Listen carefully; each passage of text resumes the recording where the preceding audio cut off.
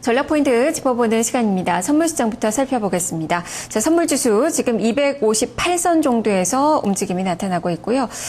외국인 투자가들이 지금 선물시장에서 소폭이나마 지금 매도 우위가 나타나고 있지만 그 규모는 좀 줄어든 그 모습이 펼쳐지고 있습니다. 유진투자선물 김대영 연구원과 함께하겠습니다. 연구원님 안녕하세요. 네, 안녕하세요. 네, 오늘 상승세 좀 유지가 될 수 있는 건지 오늘 시장 어떻게 보십니까?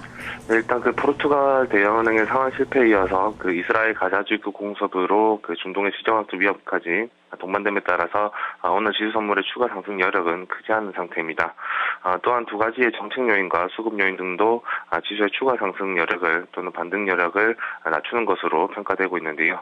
일단 첫 번째 원인은 옐런의 상원은행위원회 증언이 예정되어 있기 때문에 방향성을 강하게 들어가기 쉽지 않은 상태고, 두 번째는 정부의 하반기 정책 방향 발표가 대기하고 있기 때문입니다. 이 두 가지 정책 요인에 의해서 금융자산 가격의 변동성이 확대될 수 있기 때문에 기본적으로는 반등 여력의 약화에 초점을 맞추시는 게 바람직하고요. 또한 일종 간헐적인 반등을 전개하는 경우라도 이를 추종하기보다는 중립적인 관점에서 지수의 변화를 살피시는 게 맞는 것으로 보입니다. 세 번째 원인은 외국인의 선물 거래 패턴이 지수 상승보다는 하락에 초점이 맞춰져 있기 때문인데요. 지난 주말 외국인이 시장 계약에 대량 순매도로 나타냈고, 이중 초단기 세력의 신규 매도가 우위인 것으로 추정되었습니다. 포르투갈에 대한 우려로 외국인이 매도한 경우에는 이스라엘의 지정학적 위협 역시 매도 강도를 강화할 근거로 작용할 수 있기 때문에 외국인의 포지션은 매도라고 보시면 될 것 같고요. 다만 지난주 매도 강도 강화로 인해서 오늘의 경우에는 매수 우위를 나타낼 가능성도 있지만 일시적인 매수보다는 최근 외국인의 평균적인 수급 흐름에 초점을 맞추시는 게 바람직합니다. 다시 말해서 외국인의 매수 강도 대비 매도 강도가 확대되었다는 데 주목을 하시면 되겠습니다. 네, 지난 금요일에도 외국인 투자가들이 지금 미결제 약정 동반한 그 매도를 보였어요. 그렇다면 어느 정도 외국인은 지금 방향성 매매를 하고 있다라고 좀 볼 수 있는 건가요?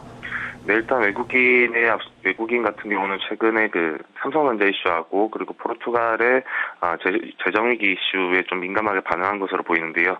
이같이 반응을 한 경우에는 특히 지금 이스라엘까지 좀 부각이 된 상태고, 그리고 옐런의 경우에도 지금 초저금리를 어느 정도로 장기화할 수 있는지 여부에 따라서 외국인의 자금 운용 한도가 좀 달라질 수 있기 때문에 이 부분들을 감안하면 결국에는 외국인이 좀 약간의 방향성 매도의 성격을 좀 가지고 있는 것으로 분석이 되고 있습니다. 네, 프로그램 쪽도 좀 점검해보죠. 오늘 프로그램은 좀 관망세가 짙습니다. 좀 크게 좀 잡히지는 않고 있는 모습이고, 비차익에서의 매수에도 확연하게 오늘 좀 많이 좀 줄어들었는데요. 이쪽은 어떻게 봐야 될까요?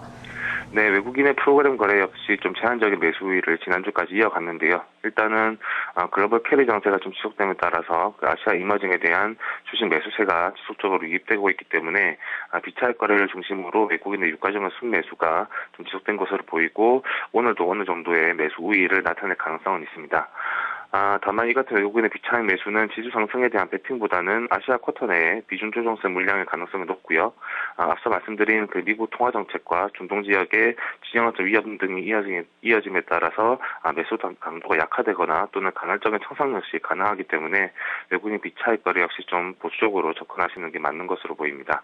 네, 자, 그렇다면 오늘자 전략은 어떻게 매수 쪽으로 좀 세우기는 좀 어려울까요? 투자 전략 제시를 해주시죠. 네, 종합하면 외국인의 현선물 수급이 부정적 흐름을 나타내고 있기 때문에 지수의 상승보다는 하락이 좀 편해 보이는 상태입니다. 따라서 외국인의 매도 편향적인 수급 흐름과 정책 발표 등을 고려하는 경우에는 260포인트에 대한 회복 이후에 안착보다는 257에서 260포인트 범위 내에서 하락 압력이 유지되고 있다는 점을 주목하시면서 신규 진입보다는 보수적 접근을 통해서 정책 발표를 먼저 확인하시는 게 바람직하다는 판단입니다. 알겠습니다. 말씀 잘 들었습니다. 네, 감사합니다. 가장 어려운 말이죠. 보수적인 대응을 하자. 그만큼 위쪽보다는 아래쪽의 가능성을 조금 더 많이 보고 있는 것 같습니다. 김대영 연구원과 함께 선물시장의 전략을 알아봤습니다.